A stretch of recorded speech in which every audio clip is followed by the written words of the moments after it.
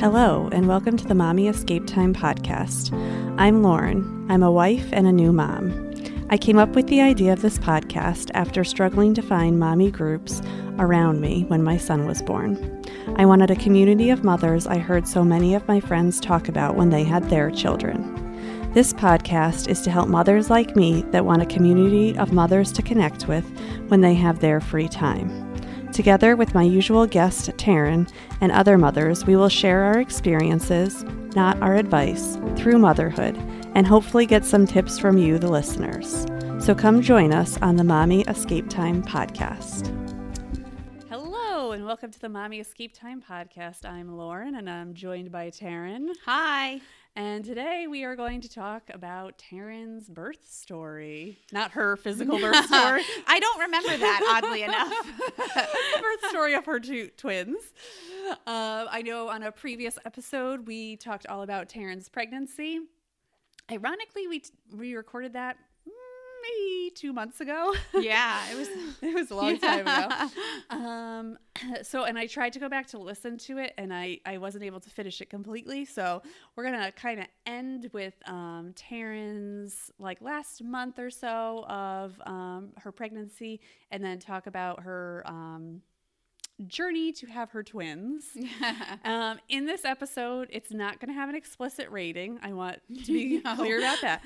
We are going to say the word blood, though. Yep. So you do need to know that the word blood is going to come up. So if you don't want someone to hear the word blood while we're talking about this, then just make sure you're not listening to it, in a public place where everyone's going to hear the word blood. Yeah. And I know a bunch of people ask why we're talking about Taryn's before my birth story and whatnot. We'll get to mine. It's okay. It's just a little easier because I'm normally the one that asks the questions and stuff like that. Don't worry, I'll take over someday. Right. I'll ask all the questions. Taryn will eventually do that, but it's just right now we're still trying to get our groove in. Right, so right. It's just a little easier if we start off this way.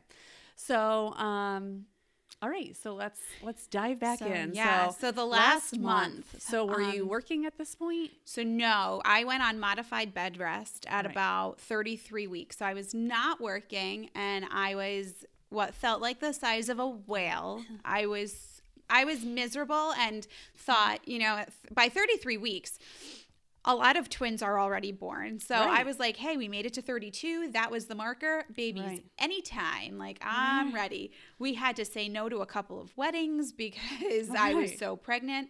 And my friends were like, oh my God, you look like you're going to burst. And I was like, yeah, I kind of feel that way. At 32 weeks. At 32 weeks, yeah.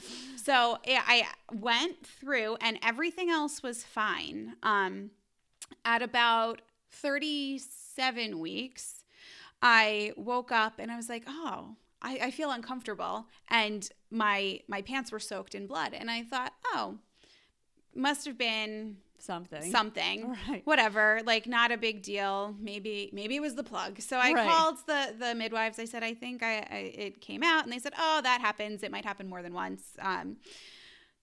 Don't worry about it. So I thought nothing of it and went a few more days, and I started to feel dripping.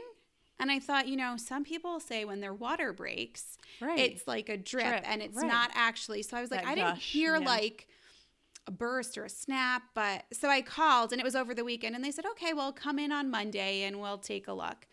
And so my grandparents came that weekend, and they said, keep your feet up. So I was relaxing. They were visiting. I was feeling miserable. I was actually at that point sleeping on our pull-out couch because it didn't lay totally flat. It was broken, and I couldn't, if I laid on my side. My husband had to physically move me because I was so disproportionate. Right. If I get a chance, I will send you a picture that you can post. From my 37th week of pregnancy with twins. Right. And so we went to the midwife's office that Monday. So that was July 6th. Mm-hmm. And I said, I'm not sure. I don't know what's going on. It feels tight, but it's probably Braxton Hicks. I can't tell. This is my first pregnancy. I have no idea if this is normal or not. So she said, okay, get up on the table. We're just going to do a quick check and see how your cervix is. And so I got on the table and I laid back and I felt gushing. And I said, oh, it was definitely my water that broke. And the midwife comes around and goes, that's a little bit more blood than I'm comfortable with. So we're going to send you to the hospital because it does seem like you're in pre-labor. Did you love that pre-labor? Pre-labor, like it's like being a little pregnant. Like, aren't I just in labor? Right. So, pre-labor. Yeah. My left toe pre-labor. I know. So she said, here, go clean yourself up in the bathroom and your husband will take you. And I said, okay. And so I went and we got in the car and my husband said, so I don't want to freak you out or anything, but when she left, she said, I've been doing this 35 years and have never seen so much blood in my career. Wow. So of course, I was then panicked. I was like, oh my God. And the contractions were coming more frequently. So I was like, so maybe that is like, that happens before the water breaks. Who knows? Like, again, I was the most naive. Like they said, like go to these birthing classes and put together a birthing plan, but don't be too sure and too set on it because anything can happen. So I was like, well, then I'm not going to waste my time.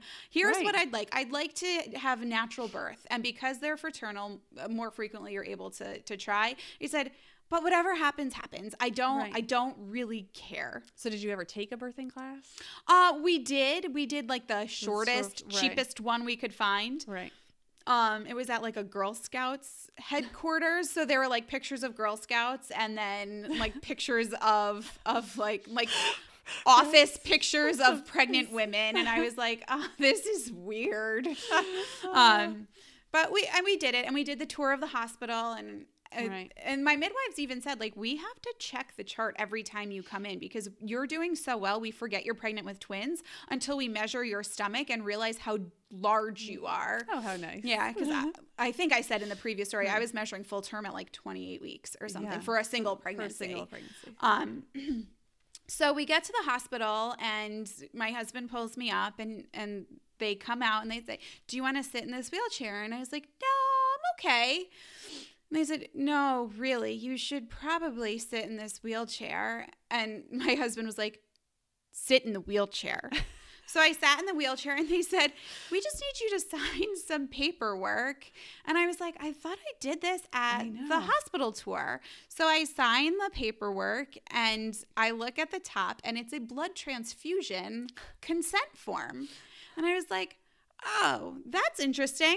Okay. Again, not really putting two and two together that what's happening, what's going on. Cause I was like, oh, I'm going to have my babies. Right. Like, I can finally put faces to what's been kicking me inside and see if the names that I think I'm going to choose actually fit for these little humans. Right. So that was Monday by like 9 o'clock in the morning, maybe 10 o'clock. We were checked into the hospital. I was hooked up to heart monitors, but they said, it's okay. You can walk around. So my mom came up and my stepfather was there and we were all hanging out and I'm walking up and down the hall and they said, you know, we're gonna induce labor because I was not very far along. I think I was like 3 centimeters. And they said, we're just gonna make this go a little faster. Your midwife had some concerns and we want to make sure that everyone's okay. So once they hooked me up to the Pitocin, they were like, you can't move because you need to have heart monitors on your baby so we can watch the stress. And because it was a double heart monitor, it was a special machine. So then I was stuck in my bed. Oh my gosh. So the nurse that was there, you know, they do 7 a.m. to 7 p.m. and 7 p.m. to 7 a.m. Her 7 p.m. shift comes around. I'm contracting. I'm miserable. I'm like going through the motions. And she said, well, based on the rate you're going, I'm not going to see you in the morning. So congratulations. I'm so happy for you. And I was like, bye, Sarah. It was so nice getting to know you. And we come, like a few hours past, they checked me again. I hadn't progressed at all. And they said, we're going to just change the bag. Sometimes one bag works better than the other. So they changed the bag. The contractions start even stronger. My husband, my dear husband, fell asleep as I was like grabbing and squeezing his hand and like in the worst pain of my life. And I was like, you can't get up, right? Yeah, I could not get up. So they had lowered the bed. These beds were so cool. So like I could squat while sitting on the edge of the bed and my legs were up high. So I was able to squat. I could go onto a stability ball if I wanted to, but that was as far as I could go. Like I couldn't walk the hallways.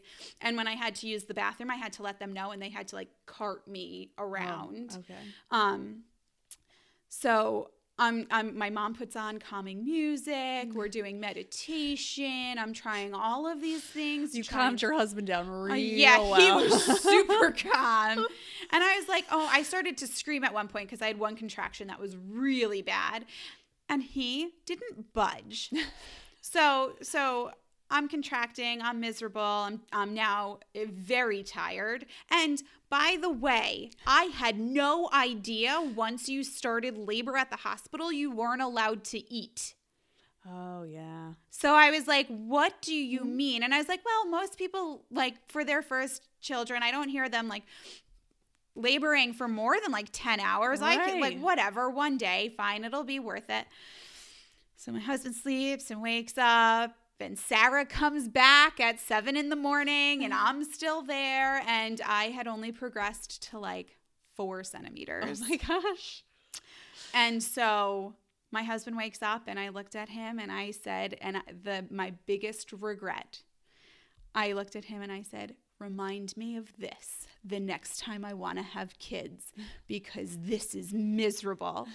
Coming from a woman who had then been up for 24 straight hours in extreme pain and discomfort. And he has thrown that in my face ever since. Because, you're rational then. Yeah, right. Yeah, totally. So Sarah goes, I'm surprised to see you here. And I was like, hi, Sarah. It's not working. Yeah, no kidding. So my midwife comes in to do a check and she goes, we're going to scrape your cervix to try and promote everything. Moving. And we're going to break your water because it's been so long. It's about time. Right. So they break my water. She scrapes my cervix, breaks my water. I was like, that's what the gush is supposed to feel like. And then a second gush came and I heard, lay her back, open up the valves, blah, blah, blah. And I had no idea what was going on, except I felt super dizzy. So they laid me back. They did whatever they were supposed to do. And my husband left the room. And I was like, I feel like he should really be here. Now, my mom, who's a nurse, was like, let him go out in the hall. There was a blood clot the size of a shoe. Oh, my gosh. And I was like, oh, okay. So again, more bleeding. I don't know where it came from. Right. And so they put the heart monitor, they like checked the heart monitors and they could only find one heartbeat. And I said, well, I'm sure they're both there. Again, completely irrational. I said, maybe their hearts are just beating at the same pace. And they were like, no, because they like both heart monitors were going at the same rate. And I was like, maybe they just have the same heartbeat. And they were like, no. Because the chances of that happening, of them having the exact same rhythm, it's got to be like that 1 in a million. That matched up perfectly, like without being even a millisecond off. While you're in labor. While I'm in labor. And so they tried and tried and tried and they couldn't find it. And I'm here going like, well, I'd still like to try for a natural childbirth. And they were like, did she sign the blood transfusion form? So, okay, what type of blood do we need to have for her? And I'm like, what? Like, still delirious. What's going on? Why are we... Now, did you feel contractions still during this time? Yeah, so I was feeling contractions the whole time, and they would come and go, and it was miserable. And then, so the midwife went out into the hallway with the doctor, and it was a teaching hospital. So there were a few student doctors. What are they? Residents? I don't know. Yeah, I'm not up on my Grey's Anatomy terminology. And the midwife came back in and she goes, we really think it's in your best interest to have a C-section. And I was like, so now it's July 7th. And I said, by the way, July 7th is my anniversary. And I said, so help me God, these kids could be born 364 other days of the year. If they could just not be born on my anniversary, that would be great. So they said, you need to have a C-section. And I said, can we just wait until midnight? And what time was it at this point? It was probably like 8 in the morning, 8:30. So I'm sure they definitely went for that, right? And they were like, no. So backtrack a little. On our tour, they were like, we have 2 rooms that we have for C-sections, and we have a 3rd one for emergencies. We rarely use it, but if there are already 2 scheduled C-sections and there's someone that needs it, we open it up and that's where we go. So they called the anesthesiologist to come and give me an epidural, because I was like, I could do without an epidural. I've been through so much pain. It's whatever. If it gets that bad, I'll ask for one, but let's try. So the anesthesiologist comes to do the epidural, and I hear like over the intercom and through people talking, prep the 3rd OR. And I'm like, oh, someone must be in really bad shape that they need the 3rd OR. Not realizing until after the C-section, I was the one going to the 3rd OR. So we ended up I ended up having a C-section, and it's very accurate to what you see on TV. Is it really? So yeah. A lot of my friends say they're separated from their husbands for a while. So they separated me and my husband so that he could get on what I called the rabbit suit. It was like the full white suit and the hat, and he had a little goatee, so he had a thing to cover that. And they wheeled me into the room, and they put up that drape, and I was like on a cross, like my arms were Velcroed so that they could give me the IVs. And they said, okay, you're fine. And then they brought my husband in, and they said to him, don't look over the curtain, because we already have 1 patient and we don't want to. Yeah. Right, because your husband was not doing well with all the... No, he couldn't be in the room when I was bleeding. And then when I had the epidural, he was like, I'm going to go again, because he saw the size of the needle, which I don't even know what it looked like. Needles don't bother me. So I was like, just do what you need to do. Just do it between contractions, because I don't know that I can stay still while I'm contracting. And so how much time happened between them saying, I mean, I know you don't have an exact time, but from them saying like, we're going to do the C-section till you were wheeled in? So because it was an emergency, because they truly thought my son had died or like didn't have a heartbeat. It was probably 20 minutes to a half an hour. Like as soon as the anesthesiologist was there, who they rushed to me, because they were like, it could take like 4 hours, and within 20 minutes he was there. And I was like, has it been 4 hours? Like I know, because your concept of time is so different. Yeah. There was none. Right. And then so they wheeled me in, and I then again lost all concept of time. They said you shouldn't feel anything when they were putting on the antibacterial. And I was like, well, it's cold. And they were like, you shouldn't feel cold. I was like, I feel cold. They were like, increase the epidural. I was like, oh my gosh.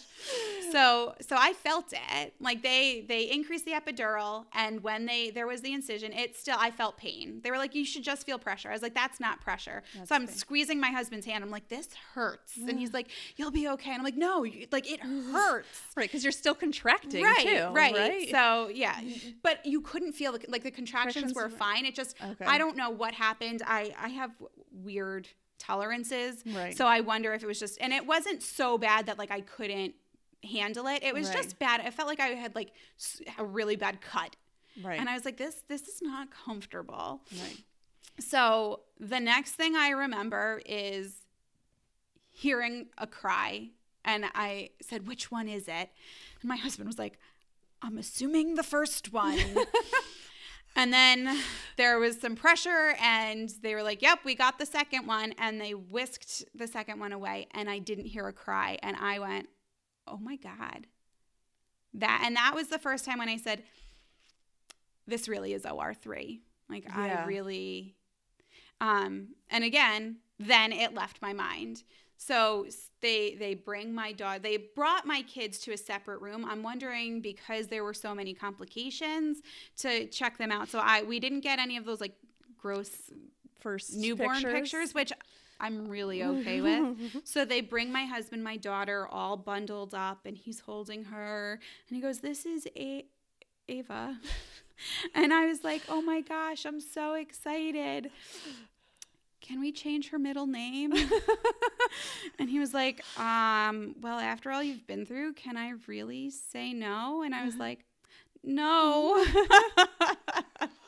So, I mean, she obviously hadn't been named yet, but she looked like she looked, and I was like, we needed one that matched. So this was after you got sewn up. So no, they were still in the process of sewing you up, of doing all the stuff. Yes, and sewing me up. Sorry, there's more. I didn't experience a C-section, but I'm sure if you've been through one or if you can read a book, there's so much. And if you want to hear the part that was edited out of this story, you can email us and let us know, and I can let you know the other stuff. Yeah. But yeah, so they were doing all of this stuff, and so my husband's holding my daughter, and then they bring out my son, and he's now crying, and I was like, oh, thank God. And so my husband's holding both of my kids, and he looks so handsome, and I'm like so in love, and I start crying, and he goes, here's Enzo. And I was like, yes, this is it. We have our babies. And he goes, my husband, man, my back hurts. And I went, are you kidding me? I had them inside me for 9 months, and your back hurts after 5 minutes? Oh, yeah. Not the time to say it, husband. And he was like, I mean, I love you so much. You're so amazing. So then they have to count to make sure they have all of the cottons that they used. And I hear 24, 25. We started with 26. And I was like, oh, my God. And then I heard, oh, here it is, 26. And then they recount like 4 or 5 times. Like they were very thorough. And as they're wheeling me out, I see one of the nurses, and I said, oh, my God, I recognize you. Were you getting your nails done last week? And she was like, yes, I was. So this nurse that had helped perform the C-section was there to help deliver my children. I was like, you must have seen how miserable I was. She was like, yeah, you kind of stood out. So after the C-section, they wheel you to the recovery room, and you're not allowed to go up to the maternity ward until you can lift yourself up off the table, because and I'm assuming this is for if you have an epidural at all. I don't know. I didn't have a natural birth, but they said we can't move you until you're able to lift your legs up. And I was like, I can do that now. And they were like, there's no way you can do that now. I was like, no, I promise you. And I showed them. I was like, see? And they were like, oh. And I said, well, I said I felt it. Right. And my husband was like, I just thought you meant the pressure was really hard. I was like, no. And they were like, oh. So I guess my body just metabolized the epidural? Anesthesia, the epidural, quicker than the typical. I don't know. Right. That's speculation. Right. But they were impressed with how quickly I was able to move my legs. So then your body also goes into shock. So they take, like the marathon runners, the metal paper, they wrapped me in that because I was like shaking, convulsing. I was like, I don't understand. I'm sweating and I'm freezing all at the same time. And I'm still like, and I just want to hold my babies. And my husband's there like, yeah, that would be great. My back really hurts. Still. So then I finally got to hold them, and it was literally the best moment in my entire life. Oh, of course. Yeah. Nothing can top it. And everyone's like, oh, not even when you married your husband? Nope. No. Nope. Sorry, husband. You take second seat now. Yeah.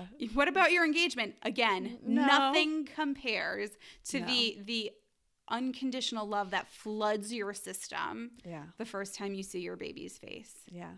And then, did you have them in the room together with you for the next couple of days? How did that work? I tried. So I did. I was like, I'd like to keep him in the room with us because I was going to nurse. And they had a lactation consultant come, and it was fine for the first night, except my son, who when he came out wasn't crying and then wouldn't stop crying. And she was. Oh, by the way, I had them at 9:29 and 9:32 in the morning. So it was after 29 hours of being labor. Up and labor that I actually had my kids. So delirious is like an understatement. And again, you have all that stuff, you're going through the epidural and trying to get out of that. Like there is I don't want to say detox, but yeah, there is because it's such a high dose to right. get you through it. Right. Yeah. It was just, and then they give you, when you have a C-section, they give you like Percocet. Right. So I was on like these crazy painkillers, and I didn't even realize I was. So then I'd be exhausted, and I was like, oh, it's because I was up for 29 hours. But it was just because, and again, I didn't realize how invasive a C-section is, but they cut through so many layers that it's painful. And I was like, oh. But the best thing to do is to get up and walk around. So by the following day, I was up and walking. So the kids were in the room with me the first day, and I was nursing them and doing the best I can. And my husband was changing their diapers, which was great.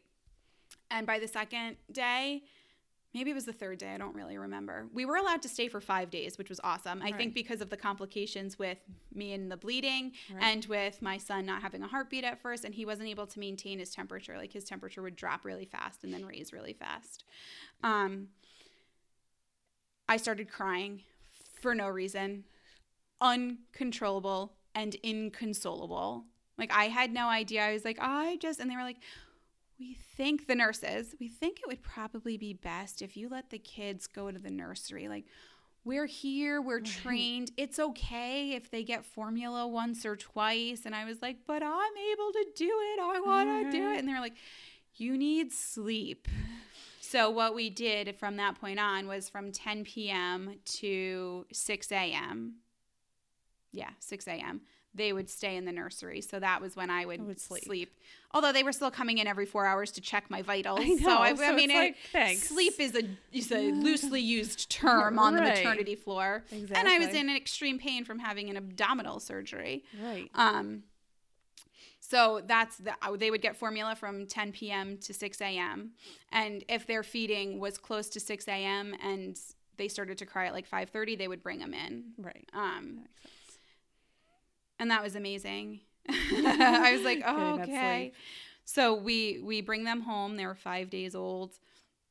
And I remember going back for like their 1 week or 2 week appointment and crying to the pediatrician and saying like, when do the nurses take them back in the hospital so I could sleep through the night? Like I had no concept of the exhaustion that I was going to be feeling. And my son was born under 6 pounds. So the pediatrician was like, oh, you need to feed him every 3 hours. Like if you have to wake him up, you have to wake him up. And I was like, okay. I delirious. The first 6 months of their lives are pretty much a blur. Yeah.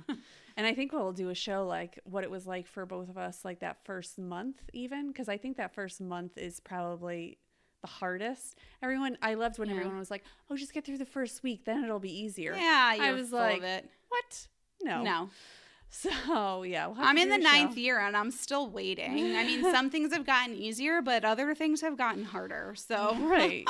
Yeah. And I think that first month, like that's the time when you need that support because it's so hard. Yes.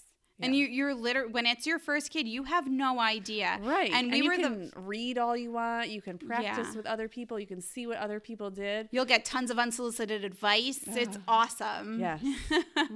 Sleep when they sleep. I have twins. They don't sleep at the same time. Right. What's your plan now, Skippy? Right. Exactly. My son never sleeps. So what would you like me to do? Yeah. Yeah, exactly. Yeah. So, yeah. So, thank you for sharing. No problem. And, if you want to look at our Instagram page, I'll have a picture of Taryn, if you are willing to share it at 37 weeks pregnant. And, you guys can follow us on Facebook, Instagram, and also you can go to our website if you have any comments for us about anything. And, keep listening to us on iTunes, Google, Stitcher, anything else. Don't stop. Yeah. And great. So that'll wrap up today's episode, and we'll talk to you guys soon. Bye. Bye.